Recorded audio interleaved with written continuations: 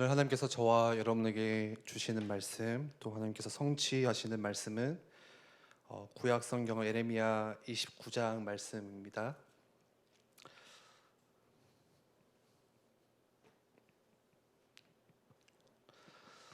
구약 성경 예레미야 29장 10절에서 14절 말씀을 우리 함께 찾아보겠습니다.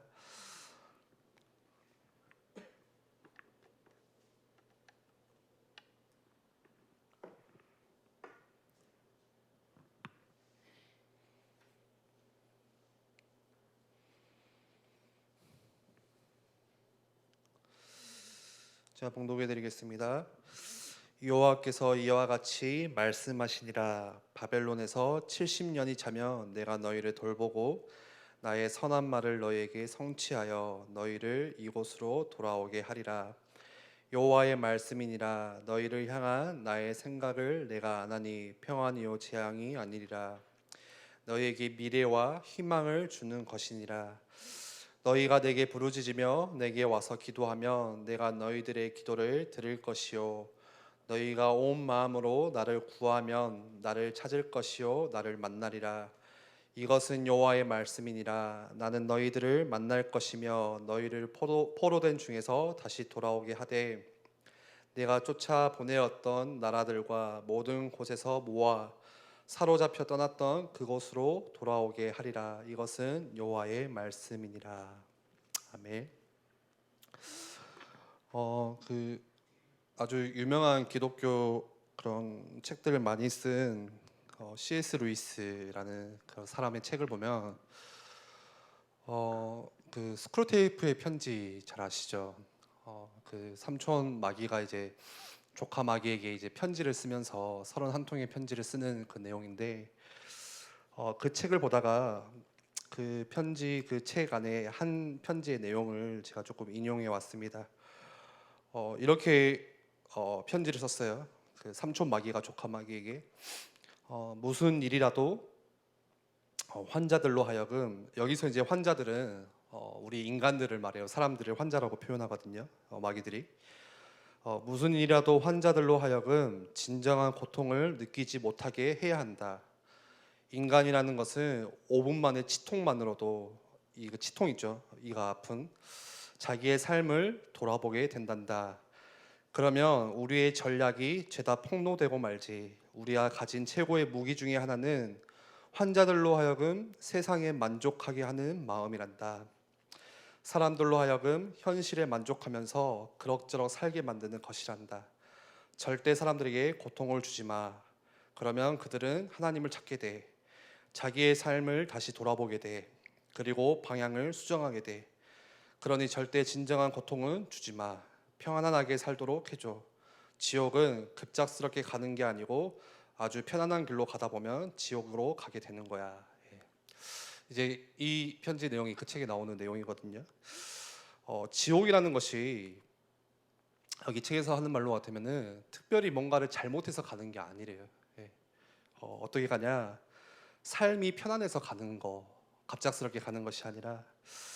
그래서 내 삶의, 여러분들의 인생 가운데 한번 점검해 보셨으면 좋겠어요. 내가 별로 어려움이 없다. 살아가는 게 그냥 편하다. 뭔가 하는 일마다 이것도 잘 되고 저것도 잘 되고, 또 나름대로 내 부모님이 나를 잘 이렇게 도와주시고, 먹고 살만하고, 나름대로 내 직장도 뭔가 안정되어 있고, 별 문제 없이 그냥 지금 내 삶이 살만하다, 편안하다. 오늘 이 책으로 할 것 같으면은 그게 이제 지옥으로 가는 되는 길이 된대요. 굉장히 무섭죠. 내 삶 가운데 전혀 어떤 문제도 오지 않고요. 어떤 특별한 어려움도 나에게 찾아오지 않고, 그리고 뭔가 내게 같은 말이겠죠. 고난이나 고통 이런 게 전혀 없는 인생이라면은 어떻게 되죠? 절대 하나님을 찾지 않게 돼요. 그러겠죠. 왜죠? 내가 살만하니까. 그렇죠. 굳이 하나님 없이도 살 수 있는 거니까.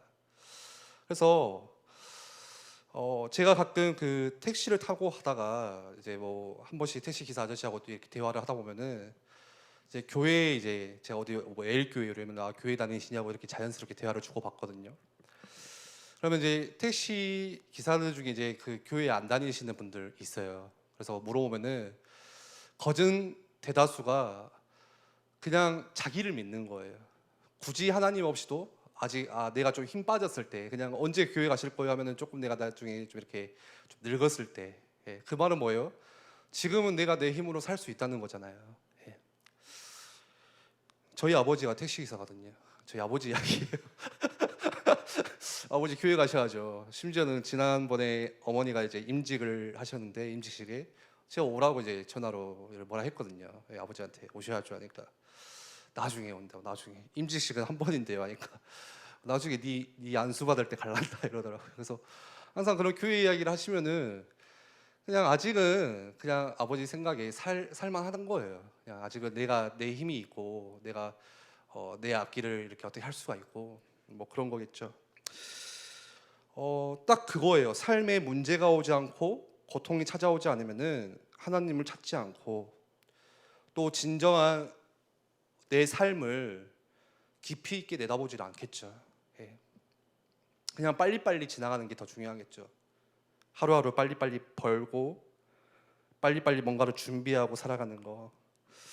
그래서 실제로 교회에 오고 신앙생활 시작하는 사람들을 보면은 거의 다 그 세 가족들 중에 문제 속에서 오는 분들이 거의 대다수예요. 예, 누가 이렇게 데려온 거 말고요. 진짜 내가 하나님을 만나고 이 신앙생활 시작하는 사람들 보면은 그냥 이렇게 그냥 오는 분들은 없더라고요. 거의 뭐 가정에 문제가 있거나 자녀들에게 심각한 더 이상 손댈 수 없는, 그러니까 내가 내 힘으로 이렇게 만질 수 없는 그런 문제들 가운데서 오시는 분들이 정말 많아요. 그리고 그뿐만이 아니라 실제 이제 모태신앙 여기도 우리 청년들 가운데 거의 뭐 어렸을 때부터 교회 다니신 분들이 많잖아요. 모태신앙 하시는 이렇게 교회에 온 사람들 중에서도 그 전까지는 그냥 교회 왔다 갔다 했지, 그냥 엄마가 가라고 하니까. 그런데 실제로 하나님을 인격적으로 만나는 딱 계기는 내게 문제가 왔을 때, 예, 청소년 시기에 뭔가 대학 시절에 내게 진짜 뭐 말할 수 없는 뭐 안 되는 그런 어려움들이 왔을 때, 그때 진짜 하나님을 인격적으로 만나고 은혜를 얻는 시간표가 딱 되더라고요. 우리의 인생을 돌아봐도 그렇겠죠. 그뿐만이 아니라 성경의 많은 믿음의 우리 증인들, 선진들을 봐도 하나님께서 정말로 그 시대 앞에 귀하게 쓰셨던 그런 사람들의 특징은 똑같아요. 전부 삶이 순탄치가 않아요. 예. 편안한 삶을 살았던 사람 중에 하나님께 쓰임 받았던 사람들은 없어요. 항상 죽음의 위기가 바로 앞까지 와 있고요. 순탄치 않은 그런 인생길을 걸어가고 늘 이 어려움과 고통들이 항상 불쑥불쑥 그 삶 가운데 찾아와요. 그런데 하나님은 그런 사람들을 쓰시더라고요. 네. 문제가 없는 사람을 쓰시는 게 아니라. 그래서 오늘날 우리 인생 가운데 내 인생에 문제가 오고 어려움이 찾아오고 고통이 찾아왔다는 것은, 그거는 뭐냐, 진짜 내가 하나님을 만날 수 있는 축복의 기회가 돼요.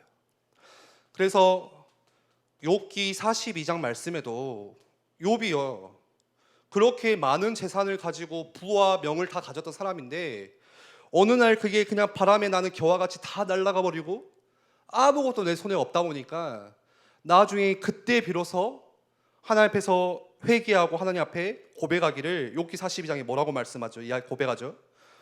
주께서는 못하실 일이 없사오며 무슨 계획이든지 못 이루실 것이 없는 줄 아오니 내가 그 전에 주께 대하여서는 귀로 듣기만 하였사오나 이제는 눈으로 주를 배움나이다. 네. 그렇게 믿음의 사람이었던 욥도 그 전까지는 내가 주에 대해서 귀로만 들어왔는데 나중에 지나가 보니까 이 고통과 어려움을 겪고 나서 지나가서 보니까 그때 비로소 내가 진짜 하나님을 눈으로 보는 진짜 믿음을 가지게 되는 거죠. 그 윌리엄이라는 한 사람이 쓴 짧은 시에도, 이 시에도 이렇게 이야기를 해요. 제가 읽어드릴게요. 죄는 나에게 쾌락을 주지만 유익을 주지 않는다. 반면에 고통은 유익을 주지만 쾌락을 주지 않는다. 물은 흐를 때 가장 깨끗한 것처럼 성도는 고통을 받을 때 가장 거룩해진다. 그런 시가 있어요. 진짜 그래요. 우리의 그런 짧은 인생을 들여다봐도 온통 내 안에 있는 그 나 중심의 죄는 우리를 너무 즐겁게 만들어줘요. 우리에게 쾌락을 가져다주고 기쁨을 가져다주고 희락을 느끼게 하고, 그게 죄죠. 예. 그런데 그 죄는 나에게 유익함은 주지를 않아요. 나를 점점 알게 모르게 파멸로 이끌어가요. 멸망의 길로 이끌어가요. 그런데 반대로 성도에게 고통은 뭐죠? 가장 거룩해지는 시기가 돼요. 나에게 이 고통은 쾌락이나 즐거움을 주지 않아요. 고통이 뭐 즐겁지는 않잖아요. 고통을 뭐 즐기는 사람도 있다고 하지만 그런 거 말고요. 힘들죠. 어렵죠. 피하고 싶어 해요. 견디기 힘들어요. 그런데 뭘 가져다 주냐? 진짜 귀한 깨달음과 유익을 가져다 준대요. 그렇다면은 우리가 기도할 때, 오늘 또 우리 강단 말씀에 기도에 대한 말씀들을 주셨죠. 예. 진짜 우리가 이 사실을 안다면은 우리가 뭐를 유념해야 되냐?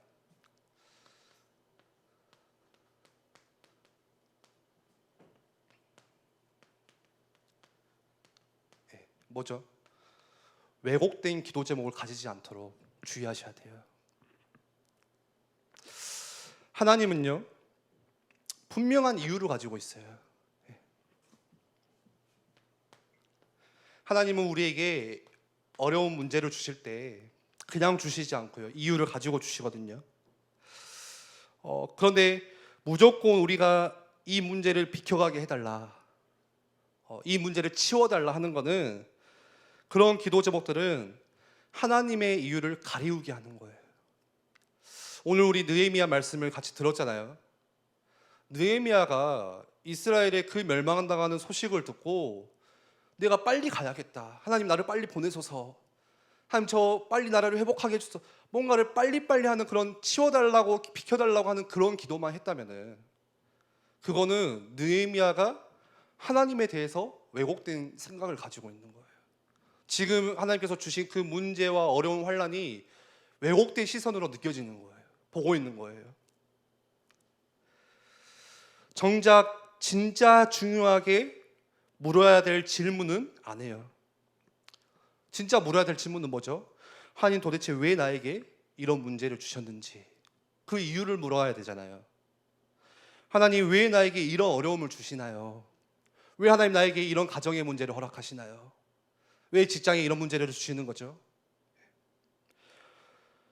이 질문이 없으면요, 앞으로 우리가 살아갈 많은 날 속에서 우리는 늘 이 왜곡된 기도 제목, 또 왜곡된 시선, 왜곡된 신앙생활, 그런 삶을 살아야 돼요. 왜곡되어 있는 게 뭔지 아시죠? 우리 예를 들어서 그 컵에 그 물이 담겨 있을 때 뭐 젓가락을 넣으면 젓가락이 휘어 보이는 거, 예, 그거를 왜곡이라고 우리 보통 표현하잖아요. 딱 그거예요. 휘어 있지 않아요, 실제는. 예. 근데 우리 눈에 보기에는 그게 휘어져 있는 거, 그게 왜곡이잖아요. 마치 우리에게 오는 문제가 딱 그렇게 보인다니까요. 뭔가 내 인생이 휘어져 있는 것처럼, 구부러져 있는 것처럼. 오늘 본문 말씀에도 보니까 11절에 하나님께서 이렇게 말씀하세요. 너희를 향한 내 생각을 내가 아나니. 예.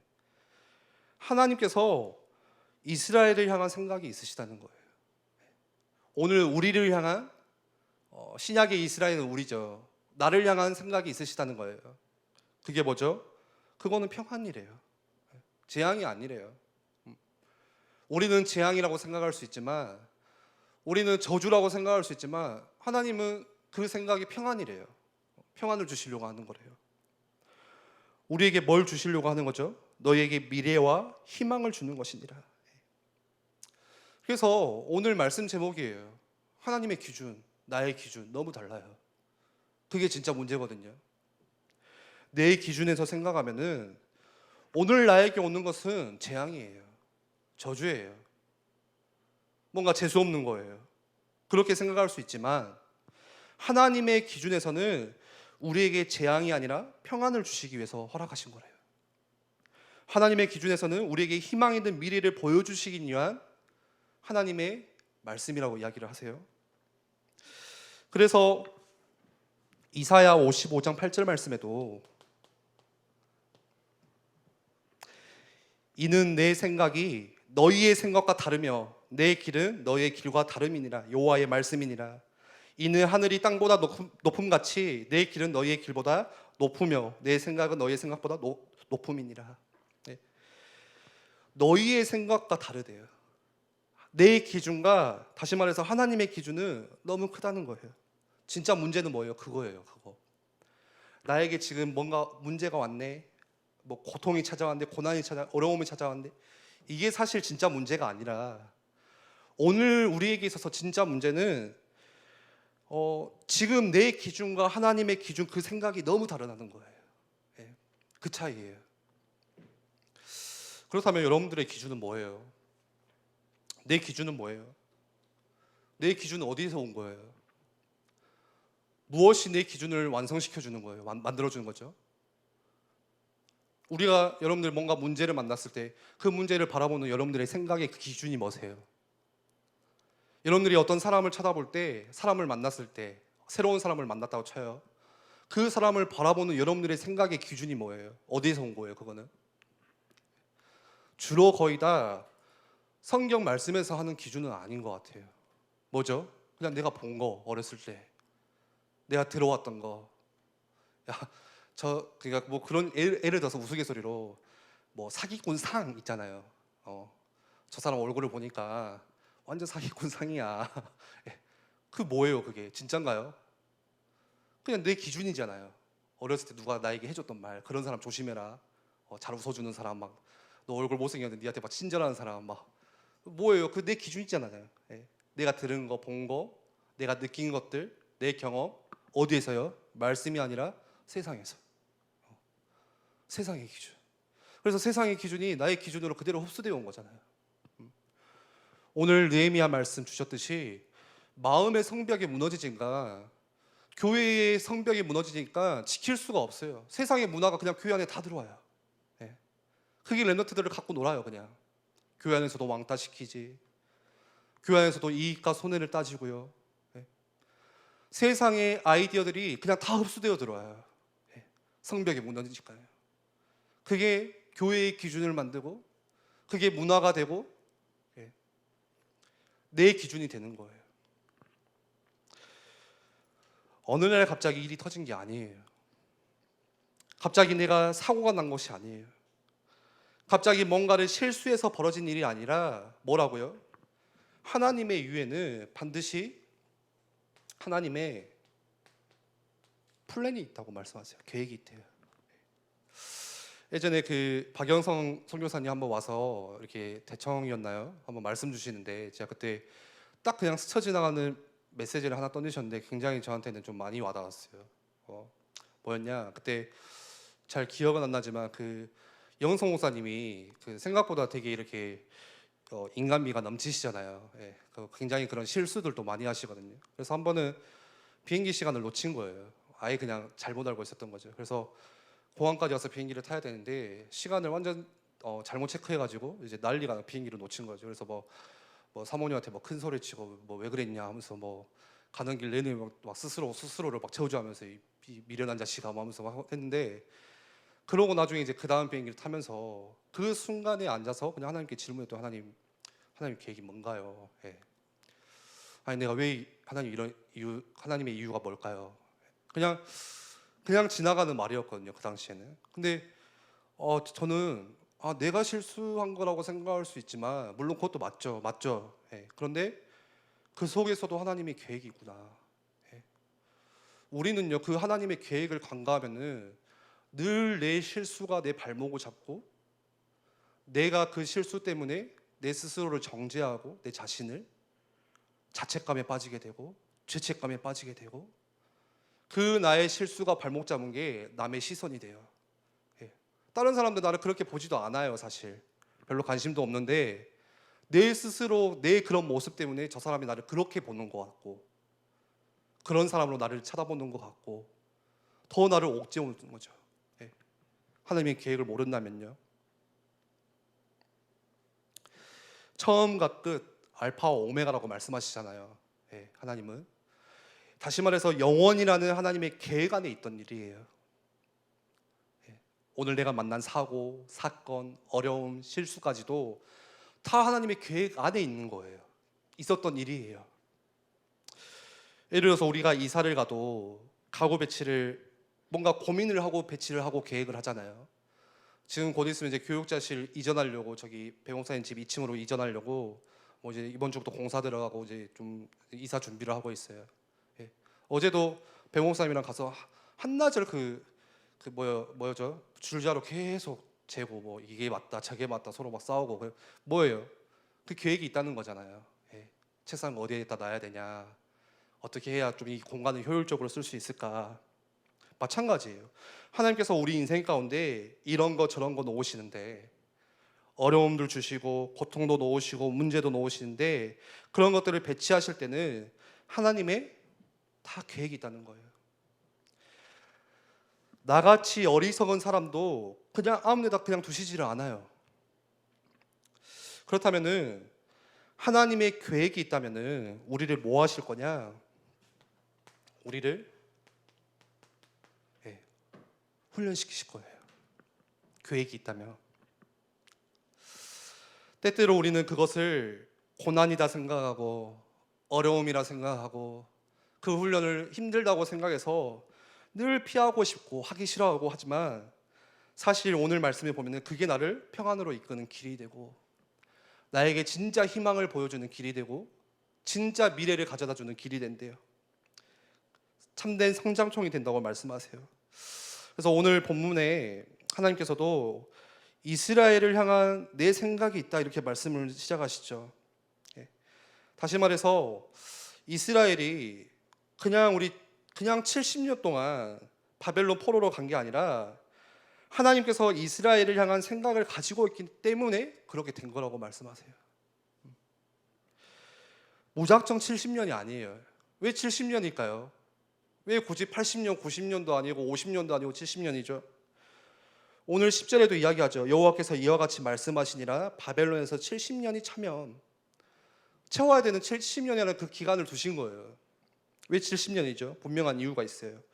역대하 36장 21절 말씀에 보니까 이에 토지가 황폐하여 땅의 안식년을 누림같이 안식하여 70년을 지냈으니 여호와께서 예레미야의 입으로 하신 말씀이 이루어졌더라.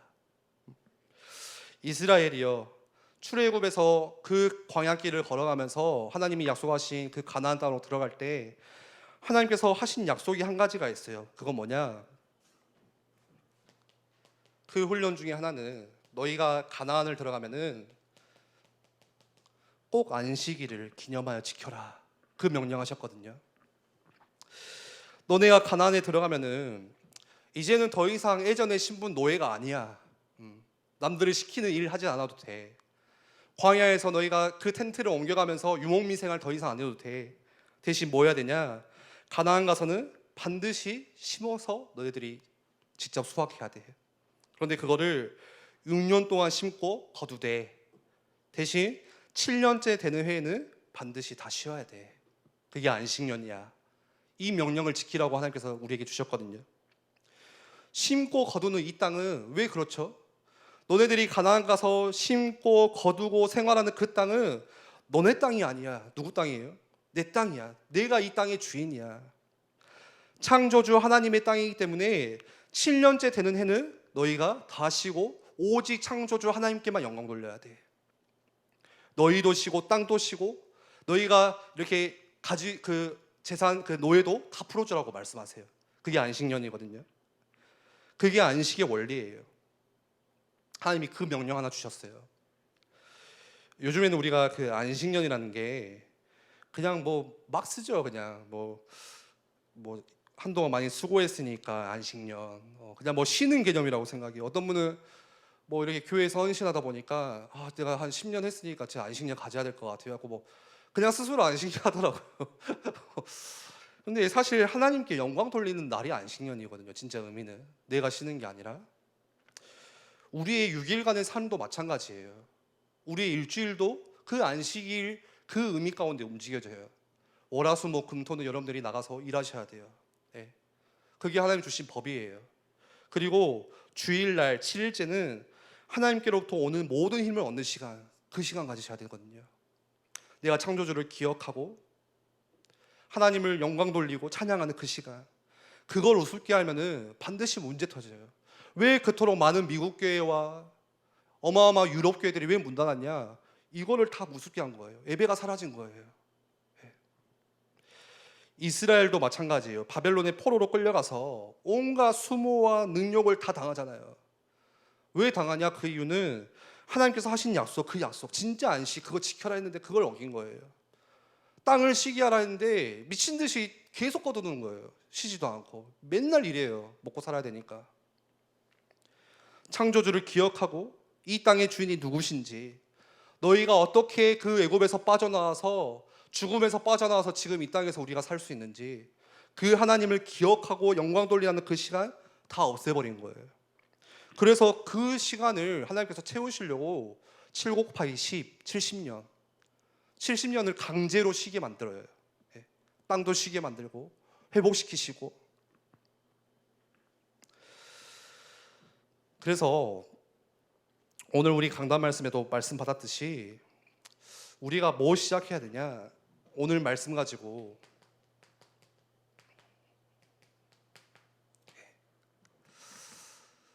지금 이 과정들이 하나님께서 나를 훈련시키시는 과정. 뭐 하라고요? 거기서 참된 기도 우리가 시작해야 돼요. 다른 데 답이 있는 것이 아니라 하나님께 답이 있어요. 십자가에서 모든 것을 끝내신 그 하나님께 모든 해결책이 다 있어요. 오늘 말씀에도 12절에 너희들이 내게 와서 기도하면 내가 너희들의 기도를 들을 것이요, 하나님께로 오라고 말씀하세요. 너희의 기도를 들어줄 사람이 누구냐? 내게 와. 우리에게 오늘 문제가 왔을 때 우리는 습관적으로 습성이 이 문제를 어떻게 해결할까? 여기 가야 해결할 수 있을까? 저기를 가면 저 사람을 만나면 나를 도와줄 수 있을까? 하지만 그거 아니라 참된 기도, 우리의 진짜 문제를 해결해 주실 수 있는 분, 그리고 그 문제를 허락하신 그 분, 그 하나님께 나아가셔야 되는 거예요. 13절에 말씀하죠. 너희가 온 마음으로 나를 구하면 나를 찾을 것이요. 온 마음으로, 전심을 말하는 거죠. 온전한 모든 마음으로, 전심으로 하나님을 내가 찾고 또 찾고 계속 찾으면, 다시 말해서 하나님께 우리가 일심 전심 지속할 때 하나님이 우리를 만나주시고, 그 뒤에 말씀하죠. 포로된 중에 다시 돌아오게 만드시고, 네가 어디 땅으로 흩어져서 있든지 네가 다 너의 백성들 다 모으실 거야. 다시 회복시키실 거야 말씀하시죠.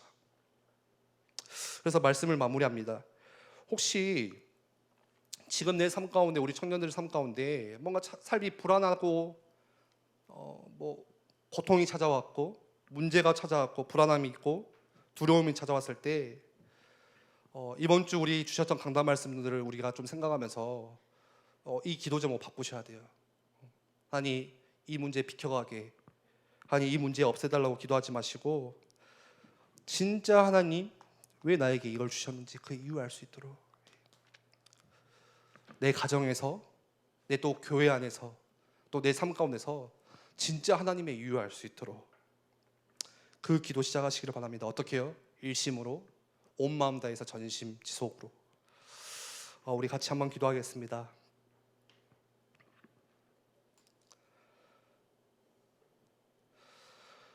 우리에게 문제가 오고 또 어려움이 왔을 때 그 문제와 어려움은 여러분들을 실패시키려고 오는 것이 아니라 하나님께서 다시 모아주시려는 부르심이에요. 온 땅에 흩어져 있는 우리를 다시 모아서 회복시키려는, 그래서 우리가 온 마음 다해서 하나님을 찾기 원하시는 그 하나님의 음성을 듣기 원합니다. 우리 시간 같이 한번 말씀 가지고 기도하겠습니다.